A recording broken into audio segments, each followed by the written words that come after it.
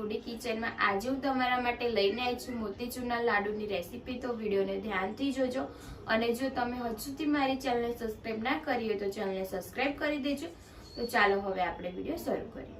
મોતીચૂરના લાડુ બનાવવા માટે સૌપ્રથમ હું તમને સામગ્રી જણાવી દઉં છું। આ મેં લોટ લીધેલો છે ચણાનો 1 વાટકી જેટલો, અને જેટલો આપણે લોટ લીધેલો છે તેટલી મેં ખાંડ લીધેલી છે 1 વાટકી, અને આ બીજ લીધેલા છે, મગજતરી લીધેલું છે 2 ચમચી જેટલો। તો અને બીજી જે વસ્તુ જોશે હું તમને આગળ વિડીયોમાં જણાવતી રહીશ। લાડવા બનાવવા માટે પહેલા આપણે ચણાના લોટનું બેટર ખીરું બનાવી દઈશું। આપણે થોડું પાણી નાખીને પતલું કરી દઈશું।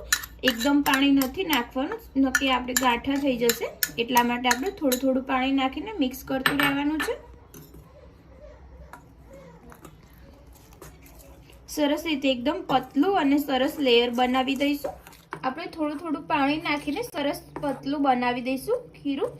એકદમ સરસ બુંદી થાય તેવું આપણે કરવાનું છે। એકદમ સરસ ગાંઠા ના રહેવા જોઈએ, એવી રીતના આપણે મિક્સ કરીશું સરસ રીતે। આટલું પતલું આપણે બેટર બનાવવાનું છે, તમે જોઈ શકો છો।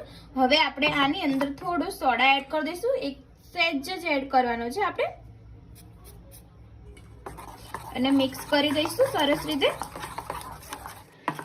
આને સરસ રીતે મેં મિક્સ કરી દીધું છે સોડા એડ કરીને। હવે આપણે તળવા માટે ઘી લીધેલું છે, ઘીને ગરમ થવા દઈશું અને આપણે બુંદી બનાવવાની છે, એટલે એક થેલી લઈશું અને એની મદદથી આપણે બનાવીશું। આ મેં દૂધની થેલી લીધી છે, એમાં આપણે આ ભરી દઈશું અંદર। ઘી ગરમ થઈ ગયું છે અને જે આપણે આ થેલીમાં ભરેલું છે એમાં સહેજ નાનું આપણે કાણું પાડી દઈશું, કાતરની મદદથી પાડીશું આવી રીતના, અને તળી લઈશું।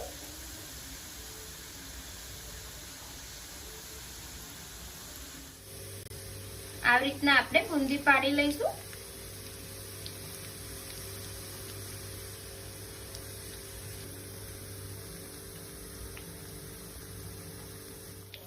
હવે આપણે આને કાઢી લઈશું।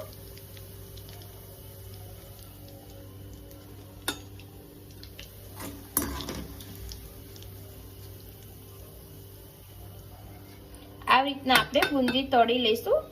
બુંદી આપણે સરસ તળી લીધી છે, તમે જોઈ શકો છો। આપણે હાથેથી થોડી મસળી લઈશું। આપણે મિક્સરમાં ક્રશ નથી કરવાનું, આપણે હાથેથી થોડું મસળી લઈશું। અને હવે આપણે ચાસણી બનાવી દઈશું। પછી આ મેં સરસ હાથેથી મસળી લીધું છે, હવે આપણે ચાસણી બનાવી લઈશું। આ કડાઈ લીધેલી છે મેં, આપણે જેમાં તળ્યો તો એમ એ જ મેં કડાઈ લીધેલી છે। આપણે ખાંડ એડ કરી દઈશું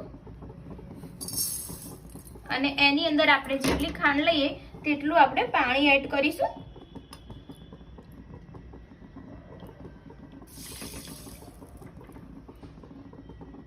અને ઉકળવા દઈશું આને। ખાંડ ઓગળી ના જાય ત્યાં સુધી આપણે એને ઉકળવા દઈશું।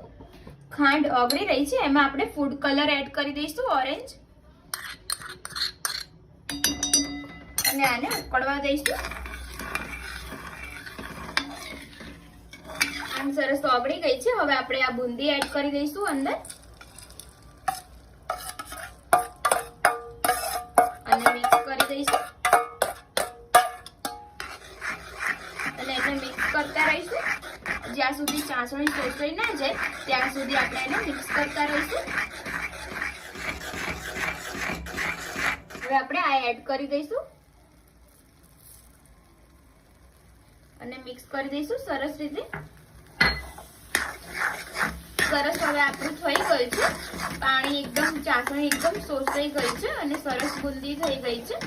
હવે આપણે આને એક વાસણમાં નીકાળી લઈશું અને ઠંડુ થવા દઈશું, એટલે સેટ થઈ જશે।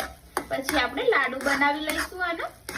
અડધો કલાક જેવું આપણે એને સેટ થવા દઈશું।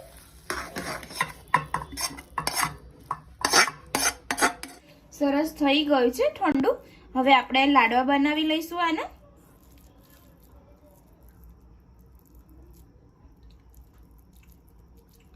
આવી રીતના આપણે લાડવા બનાવી લઈશું, એક જ સાઈઝના બનાવી લઈશું। તમારે નાની સાઈઝ રાખવી હોય તો તમે નાની રાખી શકો છો, અને મોટી સાઈઝ રાખવી હોય તો તમે મોટી સાઈઝ રાખી શકો છો। ફ્રેન્ડ્સ, આપણા લાડુ તૈયાર થઈ ગયા છે, તમે જોઈ શકો છો સરસ રીતે, અને એકદમ સરસ રીતે આપણે બનાવ્યા છે। તમે ઘરે જરૂરથી ટ્રાય કરજો। આ લાડુ જે આપણે બનાવ્યા છે તે આપણે બહાર રાખીએ તો 3 થી 4 દિવસ સુધી રાખી શકાય છે, બગડતા નથી। અને તમે ફ્રીજમાં રાખો તો અઠવાડિયા સુધી બગડતા નથી, એટલે તમે સ્ટોર કરી શકો છો આને। અને જો તમને મારી આજની રેસીપી પસંદ આવી હોય તો વિડીયોને લાઈક કરજો, શેર કરજો, કમેન્ટ કરજો અને મારી ચેનલને સબસ્ક્રાઇબ કરવાનું ના ભૂલતા। તો ચલો હવે મળીએ આપણે એક નવા વિડીયો સાથે। જય માતાજી, જય શ્રી કૃષ્ણ।